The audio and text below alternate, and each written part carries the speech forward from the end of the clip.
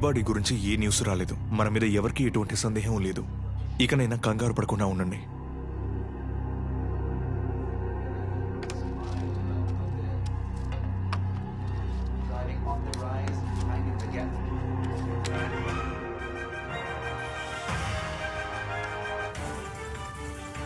నిన్న రాత్రి నీలాంగరి నీడా అనే ఎన్జిఓకి చెందిన కవిత అనే అమ్మాయిని హత్య చేసి వాళ్ళింట్లోనే కార్ డిక్కీలో మృతదేహాన్ని వేసింది 2 అబ్బాయిలని తెలిసింది.